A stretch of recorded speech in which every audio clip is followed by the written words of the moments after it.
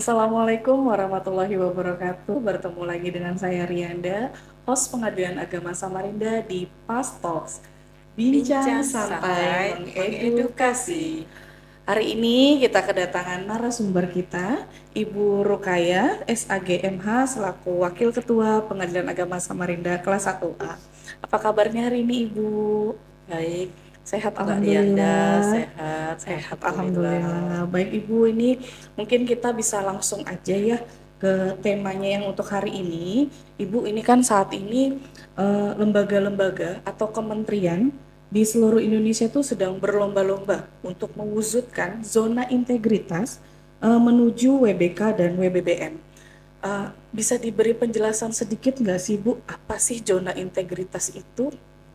Baik, Mbak Rianda, zona Mm-mm. integritas adalah predikat yang diberikan kepada instansi pemerintah Mm-mm. yang pimpinan jajarannya mempunyai komitmen untuk mewujudkan wilayah bebas korupsi Mm-mm. atau wilayah birokrasi bersih melayani melalui reformasi birokrasi khususnya dalam hal pencegahan korupsi dan peningkatan pelayanan publik. Sebagai ilustrasinya begini Mbak Rianda, ada Mm-mm. sebuah mobil kotor, Mm-mm. kemudian dimasukkan ke dalam tempat pencucian mobil, Pencucian mobil, betul. maka setelah dibersihkan hasilnya kan mobil akan terlihat Bersih, bersih dan kinclong kinclong, ya. betul. Begitu juga jika sebuah instansi pemerintahan Mm-mm. yang diibaratkan sebagai mobil yang kotor tadi, di Mm-mm. mana pelayanannya berbelit-belit, Ya. wajah petugasnya judes, cemberut, tidak ada Mm-mm. keramahan Betul. ketika melayani, tidak ada SOP yang jelas, Mm. bahkan kalau bisa dipersulit, Mm-mm. ngapain sih dipermudah? Iya, betul itu, Bu. Mental aparatnya masih mental sogok menyogok, kalau Betul. dikasih amplop baru mau melayani sepenuh hati. Mm-mm. Tidak ada kenyamanan juga di ruangan pelayanan, Mm-mm. panas, bau asap rokok. Nah, kondisi instansi pemerintahan seperti inilah Mm-mm. yang ingin dibenahi melalui zona integritas.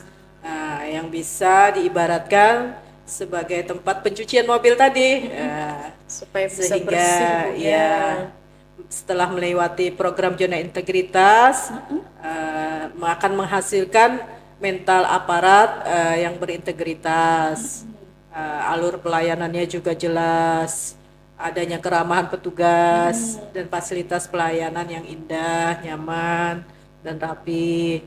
Uh, Berarti itu bisa jadi tolak ukur Kak Bu untuk sebuah instansi kalau misalnya dapat zona integritas gitu.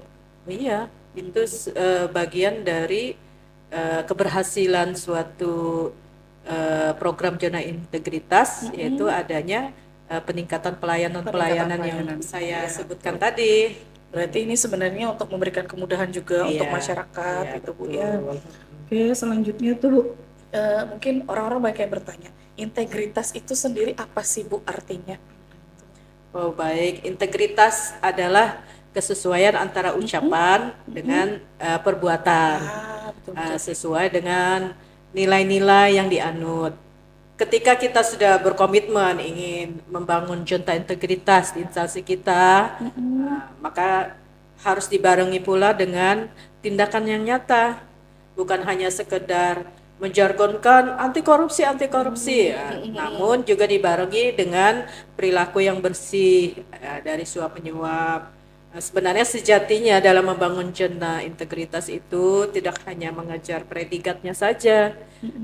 Integritas kita sebagai ASN, terutama sebagai pegawai pengadilan agama Samarinda, integritas itu harus sudah benar-benar dijiwai Iya, dan mendarah daging. tertanam sudah Seperti gitu Bu itu, ya. iya, betul sekali Betul, Mbak betul. Jadi Rianda. maksudnya penjelasan secara tidak langsungnya ya balik lagi tadi ke instansinya juga Iya, untuk buat ke masyarakatnya iya juga itu Bu ya. betul.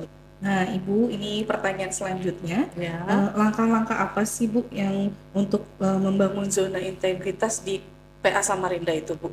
Atau di suatu instansi tadi? Untuk membangun zona integritas di unit Mm-mm. kerja ada beberapa hal yang harus dilakukan.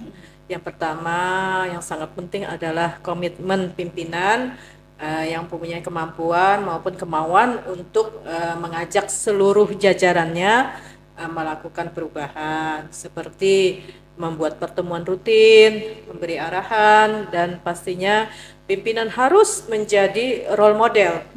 Yang kedua, memperbaharui sistem internal dengan meningkatkan kualitas pelayanan publik di unit kerja seperti sarana dan prasarana yang nyaman, adanya tanda-tanda layanan yang informatif, keramahan petugas saat melayani maupun pemanfaatan IT.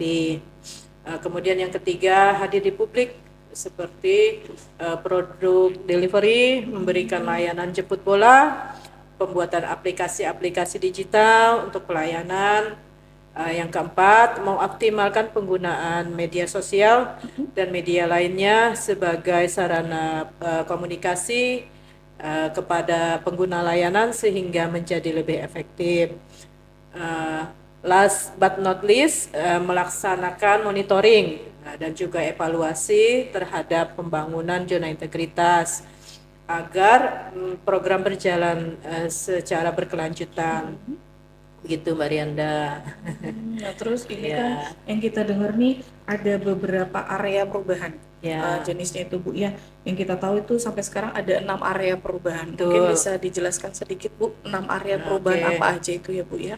Dalam membangun zona integritas, unit kerja harus membangun 6 area perubahan.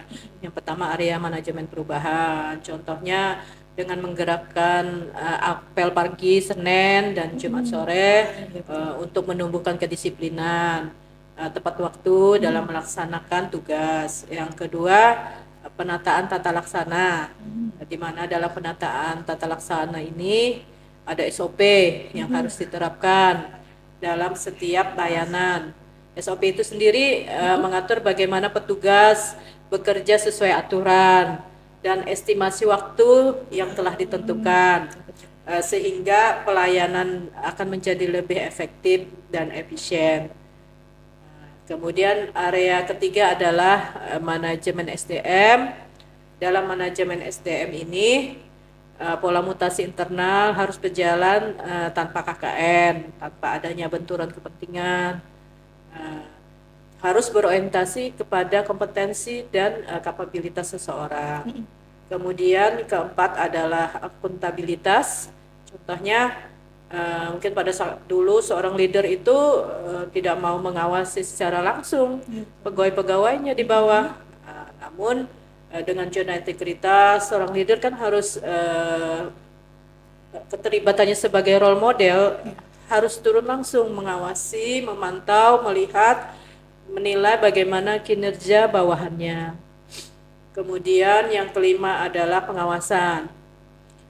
Dalam program pengawasan ini ada yang namanya whistleblowing system ya Mbak ya, di mana stakeholder, masyarakat pencari pengguna layanan dapat mengadukan keluhannya, kritiknya dari layanan yang diterimanya. Misalnya di Pengadilan Agama Samarinda masih ada pungutan liar, pelayanannya bertele-tele. Nah ini bisa dilaporkan melalui nomor-nomor pengaduan yang sudah disebarkan melalui website kita maupun yang ditempel-tempel di luang layanan. Kemudian yang keenam adalah peningkatan pelayanan publik, di mana tersedianya sarana dan prasarana yang menunjang layanan seperti untuk difabel misalnya disediakan kursi roda, tempat duduk prioritas, tersedianya ruang laktasi untuk ibu menyusui, terus ada antrian sidang, loket bank, pos vakum, tempat bermain anak. Nah ini bagian dari kelengkapan peningkatan pelayanan publik kita di Pengadilan Agama Samarinda. Berarti tadi itu 6 area perubahan Bu ya, Ya, yang kalau suatu instansi ingin mendapatkan zona integritas tadi ya harus memenuhi 6 area iya, tersebut tadi Bu ya, harus memenuhi kriterianya kriteria-kriteria tadi. dengan nilai yang sudah distandarkan. Mm-mm. Dia untuk mendapatkan predikat itu nilainya itu ada gitu loh, harus nilai sekian. Kalau tidak terpenuhi, ya tidak bisa dinyatakan lolos mendapat predikat Predikat tersebut tadi Bu ya. tersebut. Nah ini Bu, kalau kita lihat nih sejauh mana progresnya di Pengadilan Agama Samarinda sendiri untuk zona integritas tersebut. Dalam pembangunan zona integritas di Pengadilan Agama Samarinda di awal tahun 2024 di Januari, kita sudah membuat komitmen bersama untuk menandatangani komitmen bersama dari jajaran leader sampai PPNPN kita juga dilibatkan di dalam pembuatan penandatanganan komitmen tersebut. Kemudian dilanjutkan dengan penandatanganan fakta integritas. Kemudian kita juga sudah public campaign-kan ke masyarakat bahwa Iya betul-betul. Pengadilan Agama Samarinda sedang membangun zona integritas. Kemudian kita juga telah membuat inovasi-inovasi seperti jamu gendong ya. Apalagi Mbak Rian ya? Ada Si amplang ya. ada e-panjar. Ada e-panjar juga. Berarti itu Adalah beberapa sebenarnya inovasi yang sudah bagian kita dari buat. memudahkan Iya, masyarakat Bu untuk ya. memudahkan memberikan kemudahan kepada masyarakat. Kemudian selain itu kita juga sudah setiap bulan melakukan monep-monep ya terhadap 6 area yang sudah kita bangun. Jadi seperti itu. Itu biasanya Bu, untuk penilaian sendiri itu terjadinya berapa lama sekali Bu? Maksudnya untuk penilaiannya? Biasanya setiap tahun ada diusulkan. Kalau kita kan pengadilan agama, nanti pengadilan tinggi agama yang akan menyeleksi satker mana yang layak untuk diusulkan. Berarti kalau saat ini posisinya Ya. memang Pengadilan Agama Samarinda sedang mengikuti ini Bu ya, berarti untuk nanti zona integritas ini ya. kita disuruh membuat ini ya, LKE ya, mengunggah laporan kinerja kita ke PMPZI. Nah, nanti tim TPI, tim penilai internal yang akan menyeleksi. Kemudian setelah itu baru tim nasional.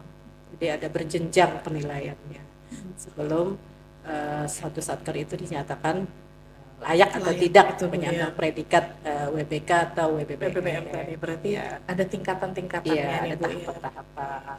Nah, ini berarti untuk PA Samarinda sendiri saat ini sudah betul-betul sangat berbenah untuk tadi untuk mendapatkan predikat ZI tadi Bu ya, atau zona kita sudah integritas berupaya ya. Ya betul, mudah-mudahan kedepannya Pengadilan Agama Samarinda akan mendapatkan gelar tersebut, mendapatkan predikat tersebut Ibu ya, mudah-mudahan Ibu ya. Banyak survei masyarakat yang mudah-mudahan sangat membantu untuk kita kedepannya nanti, dan kita pun tidak menutup diri untuk menerima kritik dan saran dari para pihak Bu ya, tentang pelayanan kita, tentang sarana prasarana kita tadi di sini Bu ya. Sekali. Dalam rangka peningkatan, masa kita anti kritik tidak mungkin ya. Kita harus open, terbuka untuk masukan-masukan dari masyarakat guna peningkatan pelayanan tersebut tadi, sesuai dengan tujuannya tadi Bu ya, zona integritasnya. Nah baiklah, itu mungkin Sobat Pastor sedikit penjelasan mengenai tentang zona integritas yang dijelaskan langsung oleh Ibu Wakil Ketua Pengadilan Agama Samarinda. Semoga bisa membantu memahami sedikit-sedikit lah ya mengenai hal tersebut.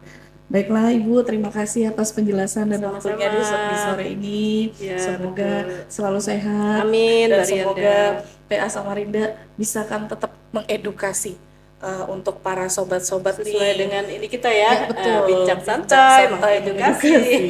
Sesuai dengan apa ini namanya? Talks dia. Enggak, ininya apa, bincang santai mengedukasi. Jadi kita ya. jargon lah Jargon istilahnya kita ya, ya. betul. Heeh, jadi kalau teman-teman atau sobat ada yang ingin bertanya, Iya. itu boleh nanti ke YouTube kita atau boleh nanti langsung ke sini. Kan kita seperti kata Ibu tadi, membuka banyak media sosial, bisa langsung ke sini untuk melakukan pelayanan atau pengaduan ya Bu ya. Oke.